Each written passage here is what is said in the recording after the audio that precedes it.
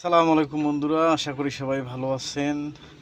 আলহামদুলিল্লাহ আমিও ভালো। আপনাদের সাথে কয়েকটা কথা শেয়ার করব। সেটা হচ্ছে প্রায় 5.5 বছর আমি চাইনিজ কোম্পানিতে ছিলাম। সেটা হচ্ছে বাঁশখালী বিদ্যুৎ কেন্দ্রে। সেখানে চাইনিজদের সাথে প্রায় 5.5 বছরের মতো সময় কাটা হয়েছে।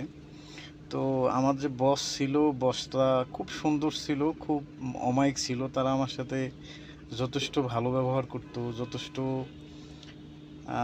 সুযোগ সুবিধা মানে যতটুকু করা দরকার আছে একটা বসে, তারা সেটা করতো।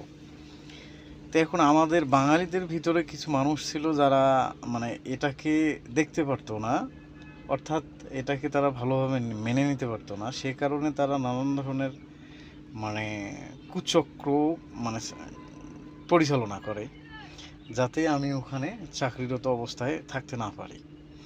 এটার একটা কারণ হচ্ছে কি, এই যে দোভাষী, অর্থাৎ যারা দোভাষী থাকে বাঙালি, তারা যে মানে তাদের যে মেন্টালিটি কতটা মানে ন্যারো থাকে, সেটা যদি আপনারা কখনো কোনো দোভাষীর সাথে, সবাই না, কিছু তো অবশ্যই ভালো আছে, কিন্তু বেশিরভাগ দোভাষী হচ্ছে তাদের স্বার্থান্বেষী, মানে তাদের স্বার্থের উপর ভিত্তি করেই হ্যাঁ তারা চাইনিজদের সাথে বা অন্য অন্য যে কোনো রাষ্ট্রের লোকের সাথে তারা এমনভাবে একটা ডিট করে, এমনভাবে তাদের সাথে চলাফেরা করে যে তার স্বার্থতা হাসিল হয়, কিন্তু যারা কাজ করে দিনরাত 24 ঘন্টা, যারা পরিশ্রম করে যথেষ্ট যেটা প্রাপ্য পাওয়া দরকার সেগুলা থেকে বঞ্চিত হয় শুধুমাত্র এই দোভাষীদের কারণে।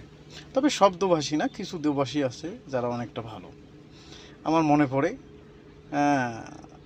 সেখানে প্রায় বেশিরভাগ দোভাষী ছিল মানে স্বার্থান্বেষী। কিছুদিন কাজ করার পরে তারা দেখা যাচ্ছে যে আপনার অনেক টাকা পয়সার মালিক হয়েছে, বাড়ি গাড়ি করছে, শুধুমাত্র কি সিস্টেমে। আর যারা মানে শুধু পরিশ্রম করতো আর পরিশ্রম করতো, তাদের আসলে ওই কিছুই করতে পারে না। এটাই হচ্ছে আমাদের বাংলাদেশের কিছু দোভাষীর মানে অবস্থা। তো আপনারা যারা কোনো চাইনিজ মানে কোম্পানি হোক বা যে কোনো রাষ্ট্রের লোকের মানে প্রজেক্টে কাজ করেন, তাহলে আপনাদের সতর্ক থাকতে হবে।